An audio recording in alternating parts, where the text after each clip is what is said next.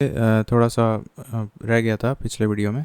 मैंने ये बताया था कि Radha Krishnan did not hold any portfolio and drafting committee में अदर 6 मेंबर्स ये लोग थे: मोहम्मद शाहदुल्ला, गोपाल स्वामी अयंगर, अलाडी कृष्ण स्वामी अय्यर, के एम मुंशी, खैतान, जिनके डिमाइस के बाद कृष्णमाचारी आ गए थे, और बी एल मिट्टर आ गए थे, and lastly N Madhava Rao. तो these were the other people in the drafting committee apart from B R Ambedkar. Now, Radhakrishnan did not hold any portfolio. Krishnamachari represented the Rajasthan princely state in the Constituent Assembly, and K.M. Munshi, he was member of the drafting committee. Now, ये रह गया था कि जून 1945 में Wavell plan जो आया था वो ये कह रहा था कि equal number of Hindus and Muslims होने चाहिए वाइसरॉय एग्जीक्यूटिव काउंसिल में. एंड जहाँ तक कि पोर्टफोलियोज़ की बात है तो all the portfolios except defence were to be held by Indians. And then constituent assembly में जो लोग आए थे वो इनडायरेक्ट इलेक्शन के रूप में आए थे. ये देखो, ये लिखा है इनडायरेक्ट इलेक्शन के रूप में आए थे. और 292 लोग आए थे प्रोविंशियल लेजिस्लेटिव असेंबलीज से, और 93 लोग आए थे प्रिंसली स्टेट से, और 4 लोग आए थे चीफ कमिश्नर्स प्रोविंसेस से. Then Sachchidananda Sinha was he chaired the first meeting of the Constituent Assembly that held on 9th of December 1946. Sorry, 9th of December 1946. Now he was the temporary chairperson, और उनकी देख रेख में फिर इलेक्शंस होते हैं. A name was proposed by J. Kripalani. The name was Rajendra Prasad, और फिर राजेंद्र प्रसाद के लिए वोटिंग होती है, एंड राजेंद्र प्रसाद को 11th of December को इलेक्ट कर लिया जाता है एज द परमानेंट चेयरमैन या permanent president of the constituent assembly. तो सच्चिदानंद सिन्हा टेम्पररी थे 9th of December 1946 को, और 11th of December 1946 को Rajendra Prasad as a permanent president of the constituent assembly आ गए थे. His name was proposed by Kripalani, and then the last session of the constituent assembly held on 23rd of December 1946. And बीच में 13th of December 1946 को Nehru presented his objective resolution which was adopted on 22nd of January 1947, right? So objective resolution को इस दिन अपना लिया गया था. और then couple of days after, that is 24th of January को national anthem adopt किया गया था. But you have to confirm the year, whether it is 1947 और whether it is 1950. So you have to confirm. but मुझे date का पक्का है 24th of January. 24th of January is जिस दिन हमारा नेशनल एंथम अपनाया गया था. बट ईयर कंफर्म करना है, ठीक है. और उसके बाद it took 2 years 11 months and 18 days to complete the constitution. यहाँ से मैंने अगले वीडियो में बना रखा है, तो ये सब हम लोग पढ़ चुके हैं. फिर आगे बढ़ते हैं, पेज नंबर 10. तो हमने देखा था कि 358 suspends 19 and 359 suspends all the fundamental rights except 20 and 21. ठीक है. And another fact that we studied, that 358 tends to empower the state governments while 359 tends to empower the president. ठीक है. अब fundamental rights की characteristics की बात अगर करें तो they guarantee against it's a sort of guarantee against the state action, and they are enumerated in the part 3 of the constitution, and they ensure political, economical and social justice. तो कई बार confusion होता है कि क्या economic भी होता है. हाँ, होता है. तो political, economic and social justice ensure करते हैं. They are inspired from the Bill of Rights in the USA. Article 14 puts absolute restriction on legislative power. So a legislation which confers on the executive an unguided and controlled discretionary power in the matter of application of law violates which article? So Article 14. This is just another way of writing in a very complex way the definition of Article 14. ठीक है. A legislation which confers on the executive an unguided, uncontrolled discretionary power in the matter of application of law violates which article? So it violates Article 14. ठीक है. तो Article 14 puts absolute restriction on the legislative power, right? So Article 14 होता क्या है? ये होता है equal protection of laws and equal protection of laws as well as equality before law. So that is Article 14. इसके दो मतलब होते हैं, equality before law and equal protection of laws, right? Then Indra Sone versus Union of India. This is related to OBC reservation in government employment. Similarly, तो ये OBC reservation in government employment है. Champakam Dorai Rajan versus the state of Madras. This added clause 4th and 15 subclause 4, that is special provisions for the advancement of SEBC, socio-economic backward classes. So Champakam Do Rairajan versus State of Madras में 15 sub clause 4 सिर्फ 15 sub clause 4 add कर दिया गया था, which is also related to the advancement of the SEBCs. Similarly, 1978 में Maneka Gandhi versus Union of India ruled that right to travel abroad is a fundamental right secured by Article 21. तो right to travel abroad, although इस पे एक और judgement दिया गया है सतनाम सिंह, तो और Maneka Gandhi versus union of India ये भी इसी को एक फंडामेंटल राइट बना देता है कि right to travel abroad is a fundamental right secured by article 21. तो मेनका गांधी वाला भी इसमें सपोर्ट कर रहा है केस, और सतनाम सिंह वाला भी सपोर्ट कर रहा है. ठीक है. Then Malak Singh versus state of Punjab 1980, this is surveillance if intrusive and seriously encroaches upon the privacy of citizen. ठीक है. Malak Singh versus state of Punjab, surveillance if intrusive and seriously encroaches upon the privacy of citizen can infringe the freedom of movement guaranteed by Article 19(1)(d) and 21, that is right to privacy. तो basically surveillance के विरुद्ध था वो, जो कि intrusive surveillance है.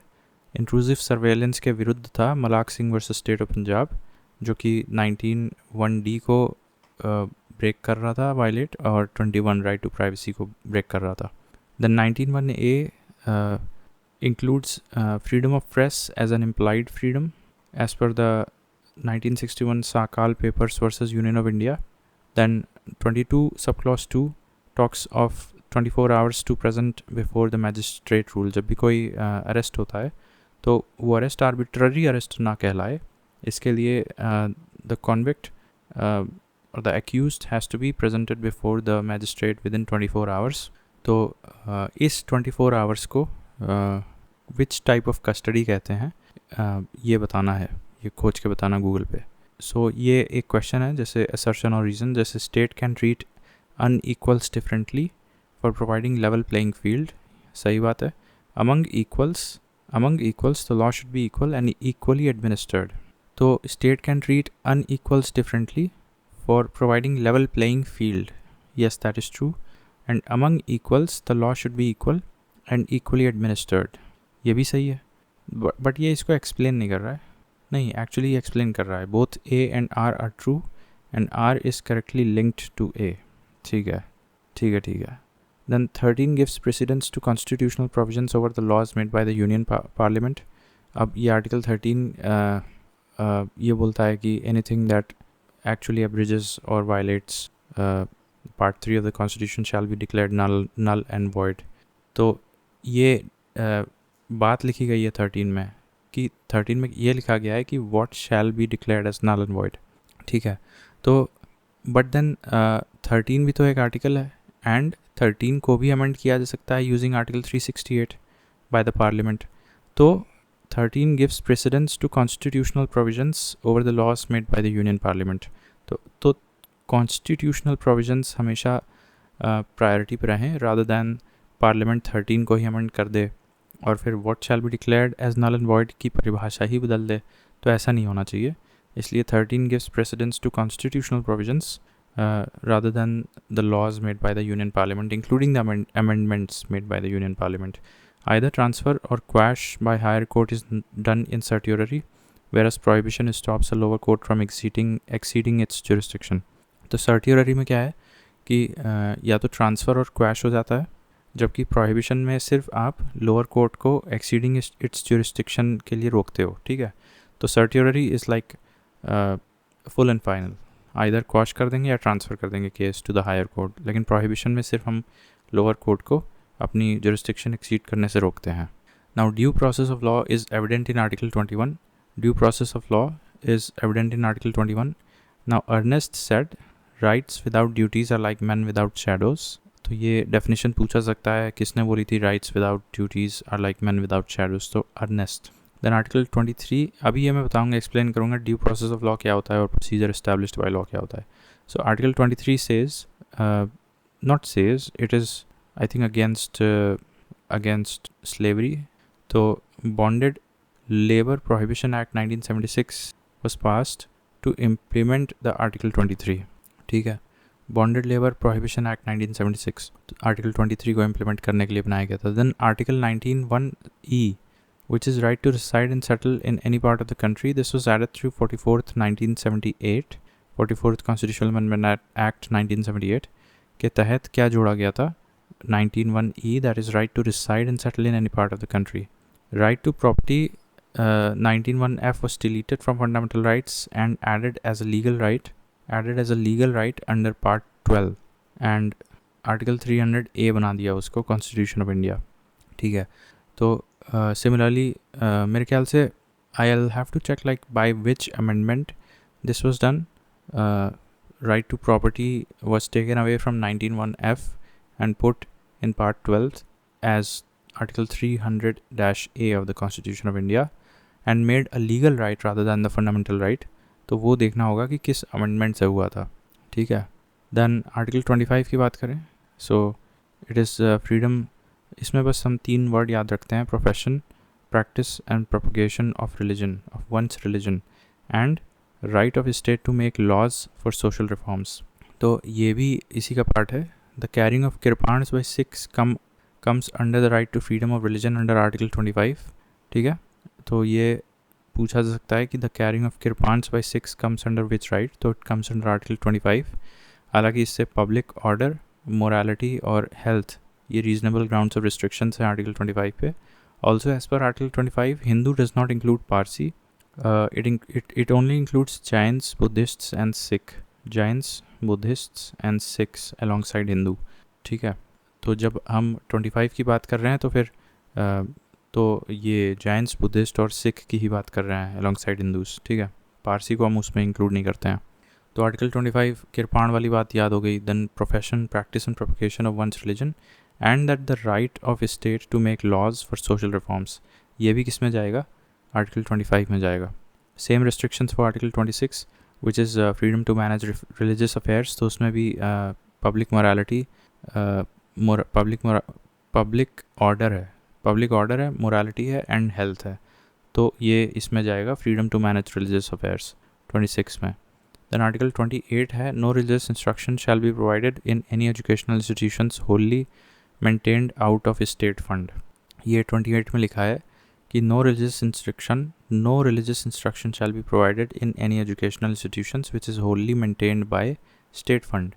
ठीक है. 29 ये कहता है protection of interest of cultural and linguistic minorities. Protection of interests of cultural and linguistic minorities. No person shall be denied admission in educational institutions maintained by a state or aided by a state on grounds of race, religion, caste, language. तो ये जो इसका second part है ये काफ़ी tricky है. No person shall be denied admission in educational institutions maintained by a state on the grounds of race, religion, caste, language. So this will come under Article 29, right? Protection of interests of cultural and linguistic minorities. ठीक है. साथ ही साथ no person shall be denied admission in educational institutions maintained by a state or aided by a state on the grounds of race, religion, caste, language. Then Article 30 says that rights of minorities to establish and administer their educational institutions. Article 30 here does not describe minorities. The Constitution of India only recognizes cultural and linguistic minorities. जब भी कहीं Constitution में minority शब्द देखो तो समझ जाओ वो या तो कल्चरल माइनॉरिटी है या फिर लिंग्विस्टिक माइनॉरिटी है. तो right of minority to establish and administer their educational institutions ये आर्टिकल 30 में मिलता है. ठीक है. तो अगर कोई जैसे लखनऊ क्रिश्चियन कॉलेज है, सो ये किसी मतलब जो उसके मैनेजर होंगे, ओनर होंगे, फाउंडर होंगे, तो ये उनका राइट था, right of a minority to establish and administer their educational institutions. ठीक है. तो 30 में ये हो गया. और 29 में हमने दो चीज़ देखी थी. 29 में ये था कि तुम्हें डिनाई नहीं किया जाएगा admission in any educational institutions on the ground of your race, religion और कास्ट, लैंग्वेज. क्योंकि देखो लैंग्वेज यहाँ ज़रूरी है आना, because it talks about interests of cultural and linguistic minorities. ठीक है. ठीक है. Protection of interests of cultural and linguistic minorities. तो ये 29 में आएगा. और 30 में क्या आएगा? Rights of minorities to establish and administer their educational institutions. Then 28 में मैंने बता दिया कि कोई इंस्टीट्यूट अगर स्टेट फंड से चल रहा है तो वहाँ पे रिलीजियस इंस्ट्रक्शंस नहीं दिए जा सकते. No religious instruction shall be provided in any educational institutions wholly maintained out of the state fund. So that is given in 28. फिर 27 यहाँ नहीं लिखा हुआ है, मैं बता दूंगा. मेरे ख्याल से freedom from taxation on religious institutions वो बात लिखी है 27 में. देन 26 में freedom to manage religious affairs है.